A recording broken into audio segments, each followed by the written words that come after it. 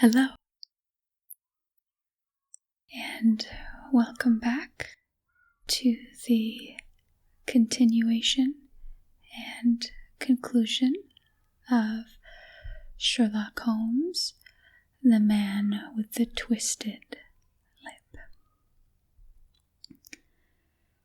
We had pulled up in front of a large villa which stood within its own grounds. A stable boy had run out to the horse's head and, springing down, followed Holmes up the small, winding gravel drive which led to the house. As we approached, the door flew open, and a little blonde woman stood in the opening, clad in some sort of light mousseline de soie, with a touch of fluffy pink chiffon at her neck and wrists. She stood with her figure outlined against the flood of light, one hand upon the door, one half raised in her eagerness, her body slightly bent, her head and face protruded with eager eyes and parted lips. A standing question. "Well?" she cried. "Well?" And then, seeing that there were two of us, she gave a cry of hope, which sank into a groan as she saw that my companion shook his head and shrugged his shoulders. "No good news?" "None." "No bad?" "No." "Thank God for that. But come in. You must be weary, for you have had a long day. This is my friend, Dr. Watson. He has been of most vital use to me in several of my cases, and a lucky chance has made it possible for me to bring him out and associate him with this investigation." "I'm delighted to see you," said she, pressing my hand warmly. "You will, I am sure, forgive anything that may be wanting in our arrangements, when you consider the blow which has come so suddenly upon us."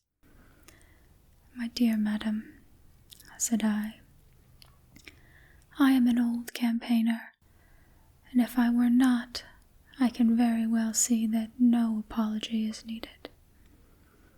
If I can be of any assistance, either to you or to my friend here, I shall be indeed happy.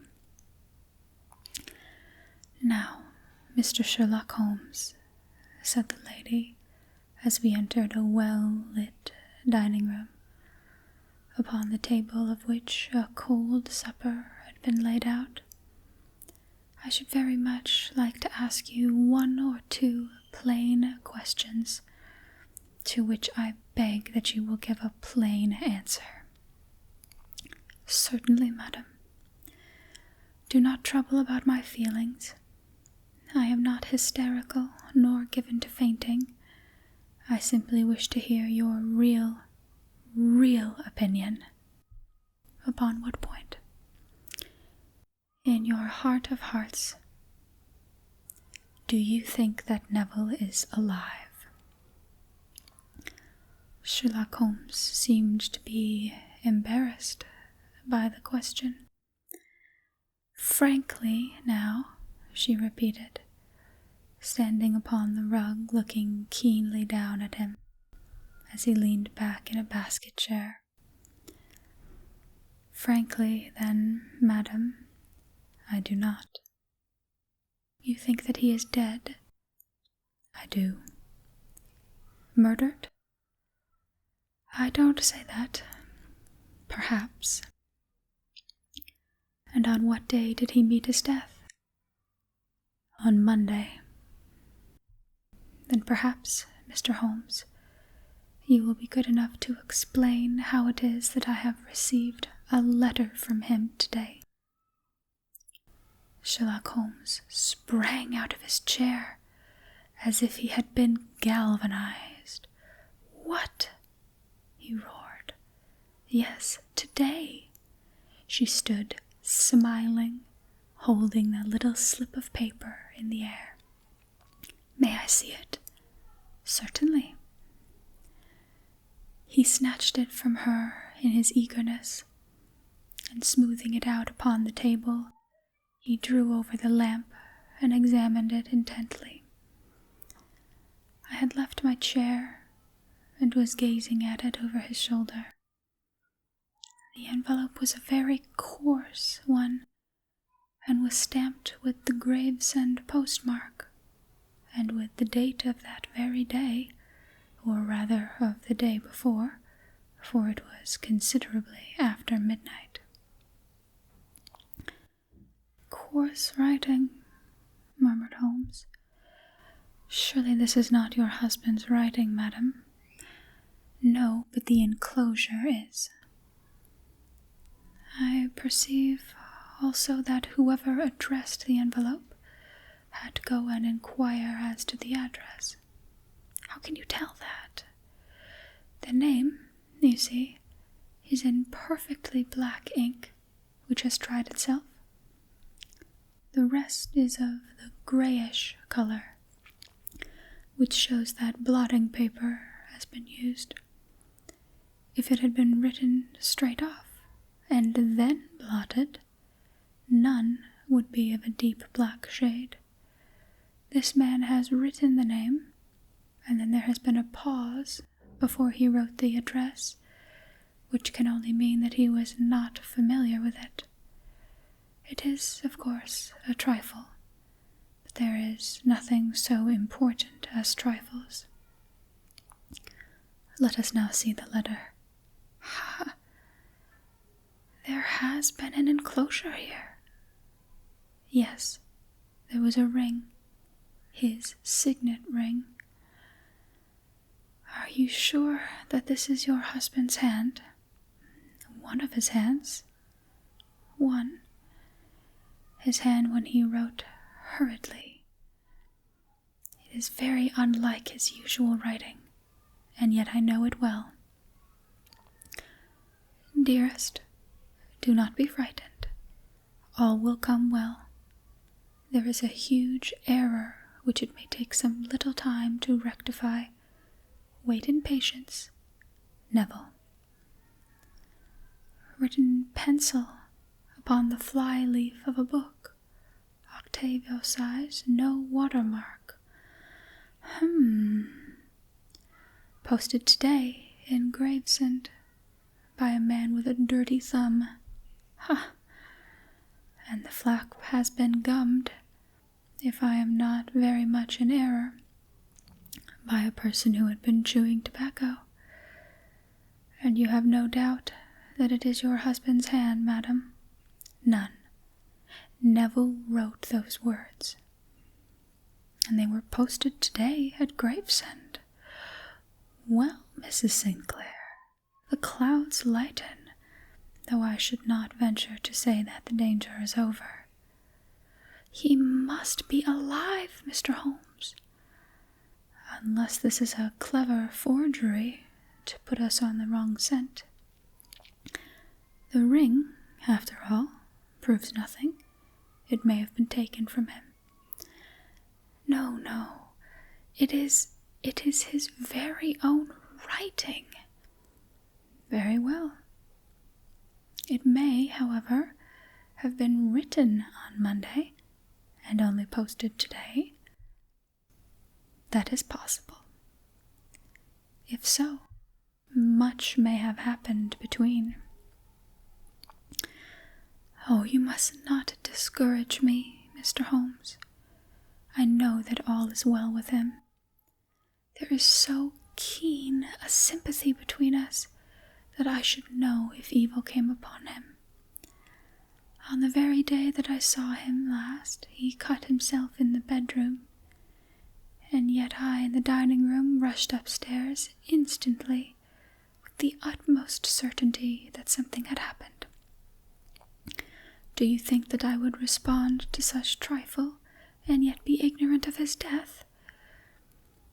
I have seen too much not to know that the impression of a woman may be more valuable than the conclusion of an analytical reasoner. And in this letter you certainly have a very strong piece of evidence to corroborate your view. But if your husband is alive and able to write letters, why should he remain away from you? I cannot imagine. It is unthinkable. And on Monday he made no remarks before leaving you? No. And you were surprised to see him in Swandam Lane? Very much so. Was the window open? Yes. Then he might have called to you. He might. He only, as I understand, gave an inarticulate cry? Yes.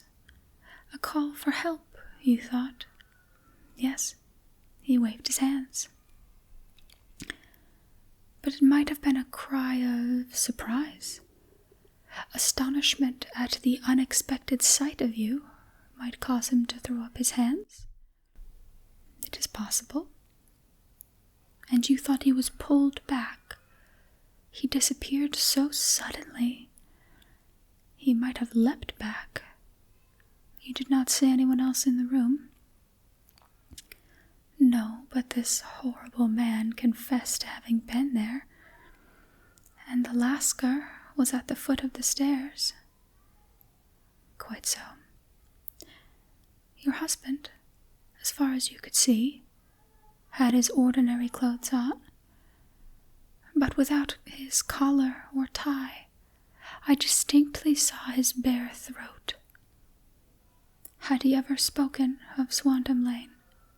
Never. Had he ever showed any signs of having taken opium? Never. Thank you, Mrs. St. Clair. Those are the principal points about which I wished to be absolutely clear. We shall now have a little supper and then retire, for we may have a very busy day tomorrow. A large and comfortable double-bedded room had been placed at our disposal, and I was quickly between the sheets, for I was weary after my night of adventure. Sherlock Holmes was a man, however, who, when he had an unsolved problem upon his mind, would go for days, and even for a week, without rest, turning it over, rearranging his facts, looking at it from every point of view until he had either fathomed it or convinced himself that his data were insufficient. It was soon evident to me that he was now preparing for an all-night sitting. He took off his coat and waistcoat, put on a large blue dressing gown, and then wandered about the room, collecting pillows from his bed and cushions from the sofa and armchairs. With these he constructed a sort of Eastern divan, upon which he perched himself, cross-legged, with an ounce of shag tobacco and a box of matches laid out in front of him. In the dim light of the lamp, I saw him sitting there, an old briar pipe between his lips, his eyes fixed vacantly upon the corner of the ceiling, the blue smoke curling up from him, silent, motionless, with the light shining upon his strong-set aquiline features. So he sat, as I dropped off to sleep, and so he sat when a sudden ejaculation caused me to wake up, and I found the summer sun shining into the apartment. The pipe was still between his lips, the smoke still curled upward, and the room was full of a dense tobacco haze, but nothing remained of the heap of shag which I had seen upon the previous night. "Awake, Watson?" he asked. "Yes." "Came for a morning drive?" "Certainly." "Then dress. No one is stirring yet, but I know where the stable boy sleeps, and we shall soon have the trap out." He chuckled to himself as he spoke. His eyes twinkled, and he seemed a different man to the somber thinker of the previous night. As I dressed, I glanced at my watch. It was no wonder that no one was stirring. It was 25 minutes past 4. I had hardly finished when Holmes returned with the news that the boy was putting in the horse. "I want to test a little theory of mine," he said, pulling on his boots.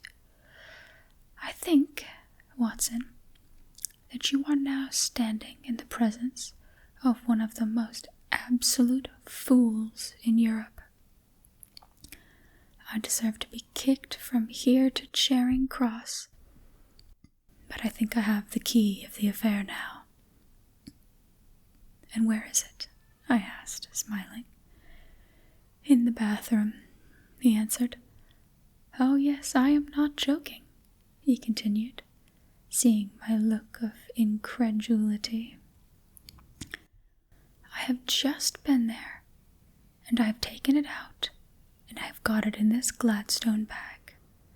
Come on, my boy, and we shall see whether it will not fit the lock." We made our way downstairs as quietly as possible, and out into the bright morning sunshine. In the road stood our horse and trap, with the half-clad stable boy waiting at the head. We both sprang in, and away we dashed down the London road. A few country carts were stirring, bearing in vegetables to the metropolis, but the lines of villas on either side were as silent and lifeless as some city in a dream. "It has been in some points a singular case," said Holmes, flicking the horse on into a gallop. "I confess that I have been as blind as a mole, but it is better to learn wisdom late than never to learn it at all. In town, the earliest risers were just beginning to look sleepily from their windows as we drove through the streets of the Surrey side. Passing down the Waterloo Bridge Road, we crossed over the river, and dashing up Wellington Street, wheeled sharply to the right, and found ourselves in Bow Street.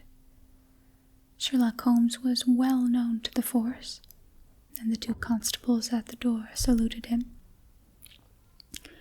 One of them held the horse's head, while the other led us in. "Who is on duty?" asked Holmes. "Inspector Bradstreet, sir." "Ah, Bradstreet, how are you?" A tall, stout official had come down the stone-flagged passage in a peaked cap and frogged jacket. "I wish to have a quiet word with you, Bradstreet." "Certainly, Mr. Holmes. Step into my room here."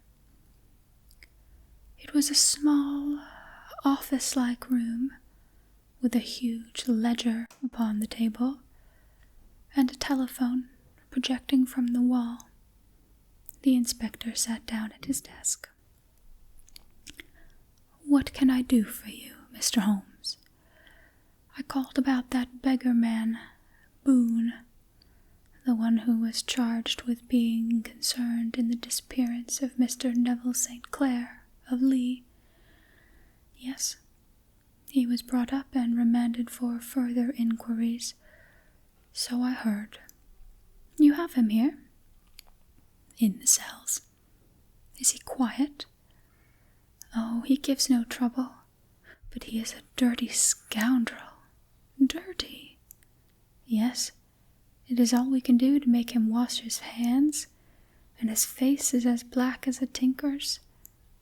Well, when once his case has been settled, he will have a regular prison bath, and I think, if you saw him, you would agree with me that he needed it. I should like to see him very much. Would you? That is easily done. Come this way. You can leave your bag. No, I think that I'll take it.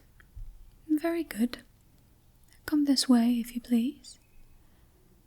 He led us down a passage, opened a barred door, passed down a winding stair, and brought us to a whitewashed corridor with a line of doors on each side.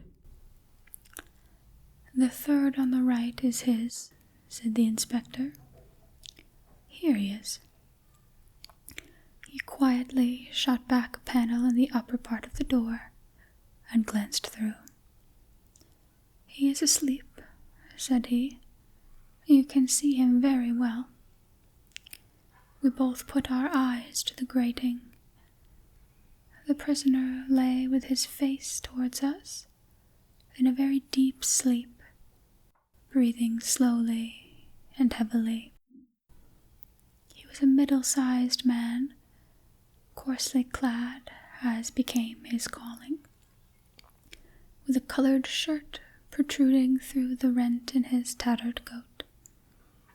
He was, as the inspector had said, extremely dirty, but the crime which covered his face could not conceal its repulsive ugliness. A broad weal from an old scar ran right across it, from eye to chin, and by its contraction turned up one side of the upper lip, so that 3 teeth were exposed in a perpetual snarl. A shock of very bright red hair grew low over his eyes and forehead. He's a beauty, isn't he? Said the inspector. He certainly needs a wash, remarked Holmes. I had an idea that he might, and I took the liberty of bringing the tools with me. He opened the Gladstone bag as he spoke, and took out, to my astonishment, a very large bath sponge. You're a funny one, chuckled the inspector.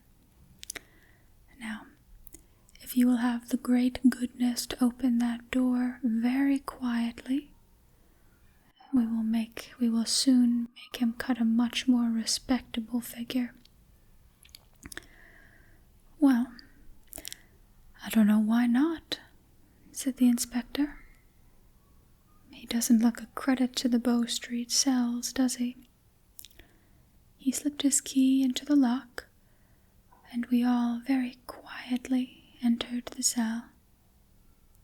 The sleeper half turned, and then settled down once more into a deep slumber.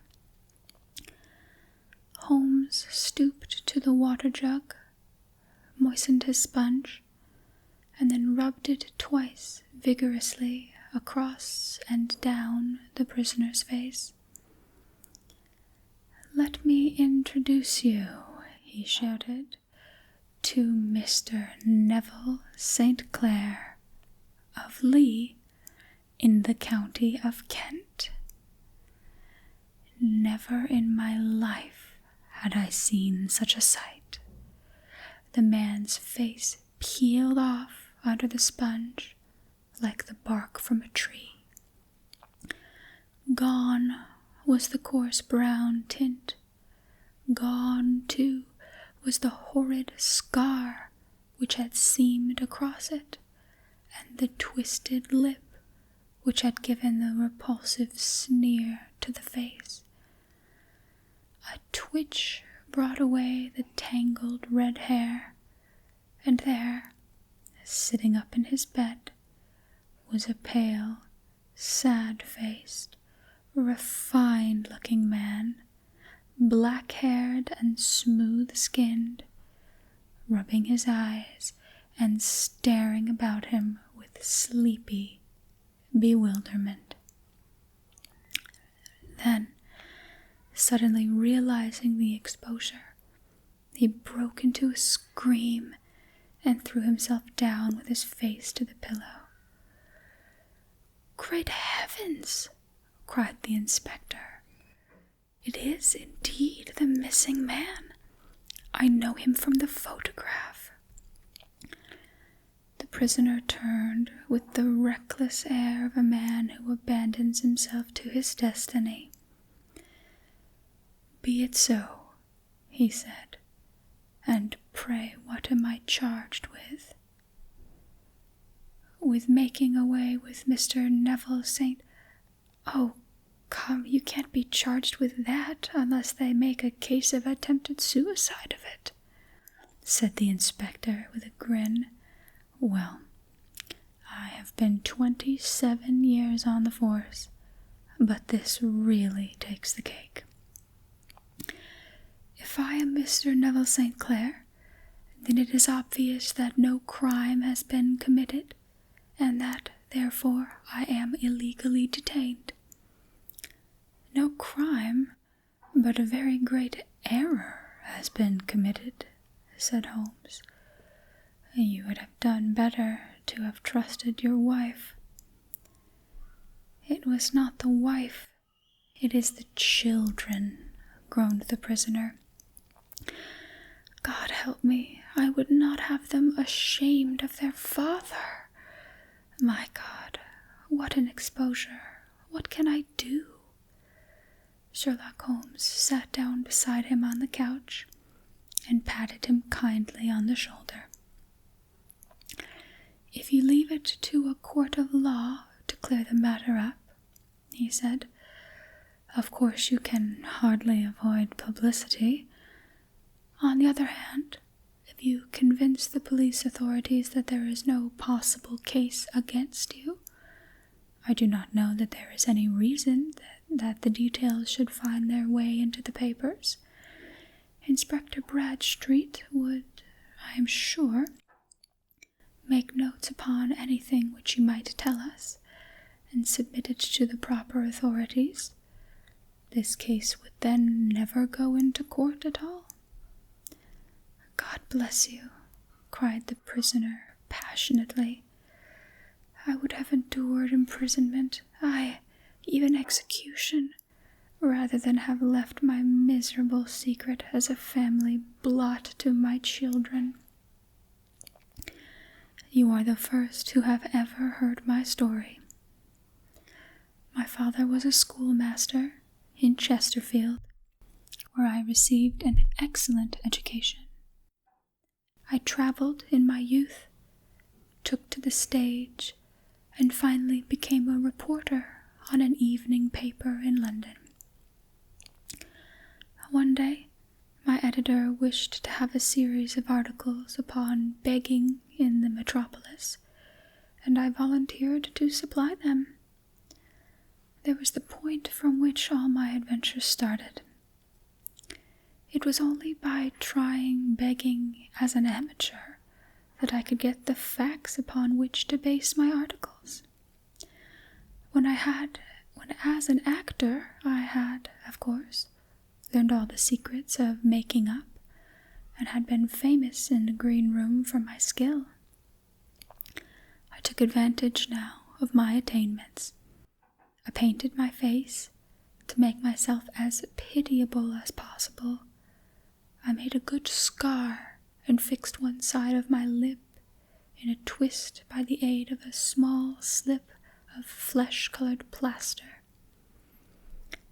Then with a red head of hair and an appropriate dress, I took my station in the business part of the city, ostensibly as a match seller, but really as a beggar. For 7 hours I plied my trade, and when I returned home in the evening, I found to my surprise that I had received no less than 26 shillings. I wrote my articles and thought little more of the matter until, some time later, I backed a bill for a friend and had a writ served upon me for £25. I was at my wit's end where to get the money, but a sudden idea came to me. I begged a fortnight grace from the creditor, asked for a holiday from my employers, and spent the time in begging in the city under my disguise. In 10 days I had made the money and had paid the debt. Well, you can imagine how hard it was to settle down to arduous work at £2 a week, when I knew that I could earn as much in a day by smearing my face with a little paint, laying my cap on the ground, and sitting still. It was a long fight between my pride and the money, but the dollars won at last, and I threw up reporting and sat day after day in the corner which I had first chosen, inspiring pity by my ghastly face and filling my pockets with coppers. Only one man knew my secret. He was the keeper of the low den in which I used to lodge in Swandam Lane, where I could every morning emerge as a squalid beggar, and in the evenings transform myself into a well-dressed man about town. This fellow, a Lascar, was well paid for me, for his rooms, so that I knew that my secret was safe in his possession. Well, very soon I found that I was saving considerable sums of money.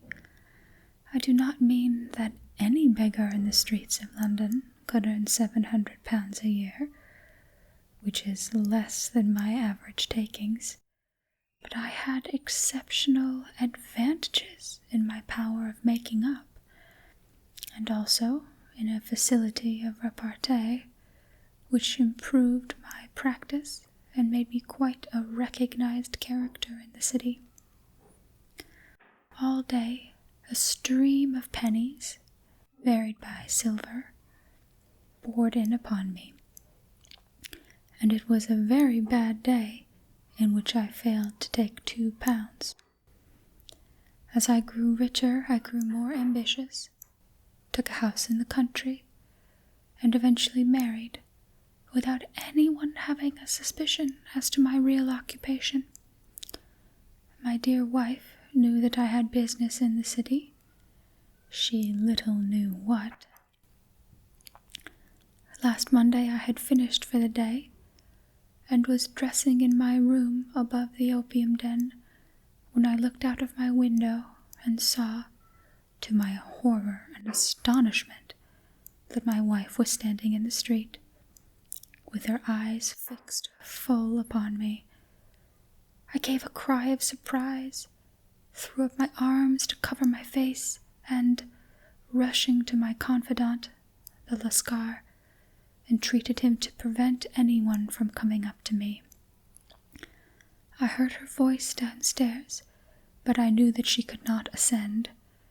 Swiftly I threw off my clothes, pulled on those of a beggar, and put on my pigments and wig. Even a wife's eye could not pierce so complete a disguise.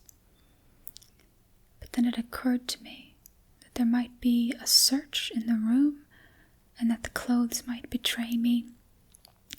I threw open the window, reopening by my violence a small cut which I had inflicted upon myself in the bedroom that morning. Then I seized my coat which was weighed by the coppers which I had just transferred it to a leather bag in which I carried my takings. I hurled it out the window, and it disappeared into the Thames.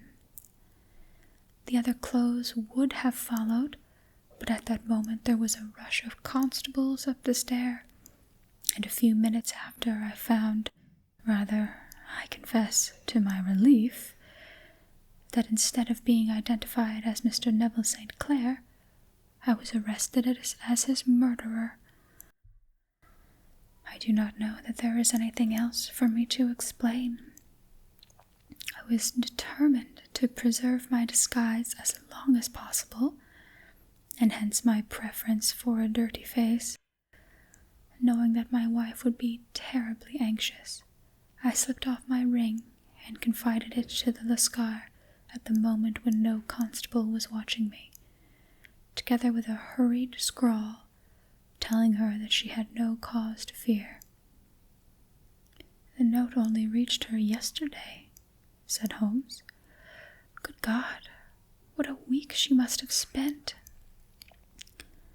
"The police have watched this Lascar," said Inspector Bradstreet, "and I can quite understand that he might find it difficult to post a letter unobserved. Probably he handed it to some sailor customer of his, who forgot all about it for days." "And that was it," said Holmes, nodding approvingly. "I have no doubt of it. But have you never been prosecuted for begging?"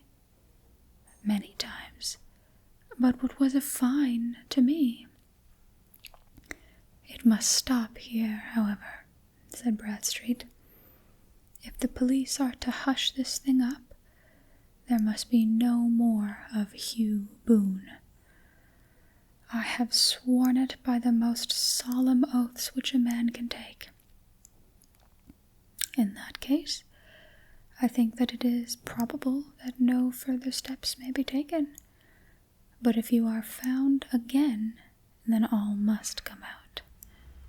I am sure, Mr. Holmes, that we are very much indebted to you for having cleared this matter up. I wish I knew how you reach your results." "I reached this one," said my friend, "by sitting upon 5 pillows and consuming an ounce of shag. I think, Watson, that if we drive to Baker Street, we shall just be in time for breakfast." The end. Thank you so much.